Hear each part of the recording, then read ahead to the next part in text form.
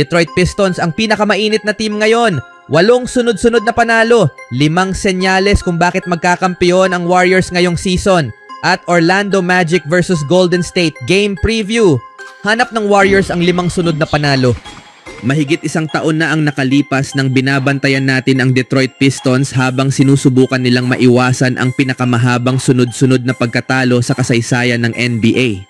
Sa huli, umabot ang kanilang talo sa hindi kapanipaniwalang 28 sunod-sunod na laro, ang pinakamahabang losing streak sa isang season sa kasaysayan ng liga at kapantay ng pinakamahabang streak kailanman na dating naitala ng Philadelphia Sixers sa loob ng 2 taon.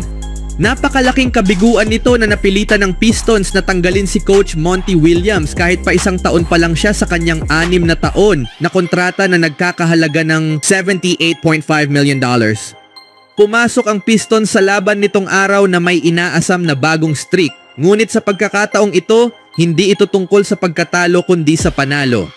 At sa kanilang matinding tagumpay laban sa defending champion Boston Celtics, nakamit ng Pistons ang kanilang ika-8 sunod-sunod na panalo. Ito na ang pinakamahabang winning streak ng Pistons sa loob ng 17 years.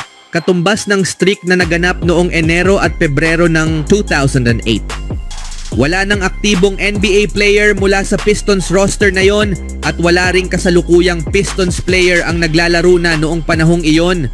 Noon pa iyon kung kailan ang core ng kanilang 2004 championship team na sina Chauncey Billups, Richard Hamilton, Tayshaun Prince at Rasheed Wallace ay buo pa rin. Umabot pa ang Pistons team na yon sa Eastern Conference Finals. Ang kasalukuyang team ay may malayong lalakbayin pa bago maabot ang ganoong tagumpay, ngunit hindi na sila maaaring ituring na simpleng young team na nag-uumpisa pa lang. Sa kanilang huling 35 laro, may 24-11 record. Ang Detroit mas maganda pa kaysa sa number 3 seed na New York Knicks sa parehong panahon. Si Cade Cunningham ay patungo na sa isang All-NBA selection at si JB Bickerstaff na tinanggal ng Cleveland Cavaliers noong nakaraang tagsibol ay may magandang tsansa na mananalo bilang Coach of the Year. Ang tanong ngayon ay hanggang kailan tatagal ang streak na ito?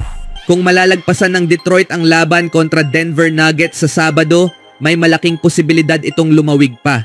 Ang susunod nilang 2 laro ay laban sa Nets at Jazz na parehong may malaking tsansang manalo ang Pistons. Ang laban kontra Jazz ang hudyat ng kanilang West Coast road trip laban sa matitibay ngunit hindi ganun kahirap na kalaban, ang Clippers, Warriors at Trail Blazers. Pagkatapos ng road trip na iyon, 2 beses nilang makakaharap ang Wizards, kaya huwag asahang babagal ang Detroit sa lalong madaling panahon. Ang pinakamahabang winning streak sa kasaysayan ng franchise ay 13 laro at kung malalagpasan nila ito, malaking hakbang iyon sa paglimot sa nakaraang season na may 28 sunod-sunod na pagkatalo. Sa kabilang balita, noong Martes, dinurog ng Warriors ang kanilang kalaban ng mahigit 20 puntos sa ikatlong sunod na laro. Kailan huling nangyari ito? Noong season ng 2021-22. Ang season na nagtapos sa isang kampyonato para sa Bay Area. Noong Lunes, maagang ginawa ni Stephen Curry ang kanyang night-night celebration sa ikatlong quarter. Nakaraniwan niyang ginagawa ito sa huling quarter. Kailan niya huling ginawa ito? Game 6 ng 2022 NBA Finals nang mag-init ang kanyang shot sa ikatlong quarter laban sa Boston. Narito pa ang isa pang nakakagulat na koneksyon. Nanalo si Curry bilang MVP ng All-Star Game ngayong taon, tulad ng ginawa niya noong magkampeon sila bago niya makuha ang kanyang ika-4 na titulo. 2 pang koneksyon, isa rito ay walang kinalaman sa basketball. Sinimulan ng Warriors ang season na may 5-0 record sa preseason katulad ng ginawa nila noong 2021-22. Si Kendrick Lamar huling naglabas ng album noong 2022. Ito ba ay pawang mga nagkataon lamang o talagang nag-a-align ang mga stars para sa Golden State na una nang ginagarantiyahan ni Draymond Green ang isang kampyonato? We are going to win the championship. Wow! At kamakailan lang ay muling pinanindigan ang kanyang pahayag. Naniniwala akong mayroon kaming mga piraso para magawa ito, sabi ni Green sa pamamagitan ng NBC Sports Bay Area. At tulad ng sinabi ko, alam ko kung ano ang itsura at pakiramdam nito.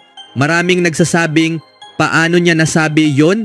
Hindi pa nila nagagawa. Maraming tao ang nagsasalita tungkol sa sinabi ko at kung paano ko ito gagawin. Pero nagawa ko na ito, paulit-ulit. Alam ko kung ano ang itsura at pakiramdam nito. Madaling baliwalain ang pahayag ni Green. Ang iba ay maaaring tawagin siyang ilusyonado lalo na't may malalakas na team na tulad ng Celtics, Cavaliers at Thunder. Gayunpaman, sino nga ba tayo para questionin ang puso ng isang kampeon?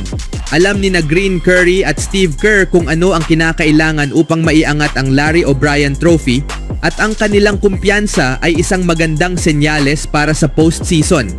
Kung sila ay mabigo na siyang pinakamalamang na mangyari, ito ay magiging matinding paksa ng talakayan para sa mga analyst at fans. Ngunit kung malalampasan nila ang lahat ng balakid, magyayabang sila ng walang katapusan at magiging kontrabidang matagal ng kailangan ng NBA. Sa kahit anong paraan, muling nagbigay ng sigla ang Warriors sa huling bahagi ng season. Hindi na makapaghintay ang lahat para sa playoffs. Speaking of Warriors, ang Orlando Magic ay magho-host sa Golden State Warriors sa isang midweek na laban mula sa Kia Center. Ang Warriors ay may 4 na sunod na panalo habang sinisimulan nila ang kanilang road trip. Patuloy na sinusubukang makasabay sa kompetisyon at makaiwas sa play-in tournament. Sa panig ng Orlando, nasa parehong posisyon sila sa Eastern Conference standings ngunit natalo sila sa kanilang huling laban. Mas maaga ngayong buwan, tinalo ng Golden State ang Orlando sa kanilang home court sa pamamagitan ng 5 puntos at layunin nilang makuha ang parehong resulta sa rematch na ito. Nagkaroon ng pabago-bagong takbo ang season ng Warriors ngunit mukhang natatagpuan na nila ang kanilang ritmo sa tamang panahon. Panalo sila sa 4 na sunod na laro kung saan 7 sa mga ito ay nilaro nila sa labas ng kanilang home court.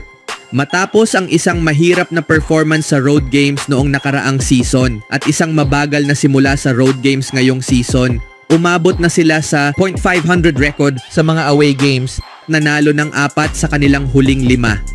Ang pagkuha ng panalo sa East Coast ay isang mas malaking hamon ngunit matapos nilang talunin ang Orlando kamakailan, mayroon silang kumpiyansa na ulitin ang kanilang magandang performance. May 2 injury concerns ang Warriors para sa laban na ito.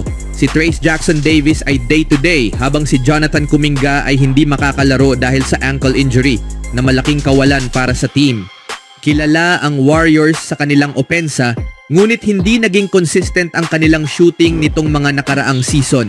Mahalaga ang outside shooting sa kanilang laro, ngunit susubukan ng Magic na limitahan ito. Dagdag pa rito, nagbigay si Jimmy Butler ng bagong dimensyon sa kanilang opensa na maaaring maging hamon para sa depensa ng Orlando.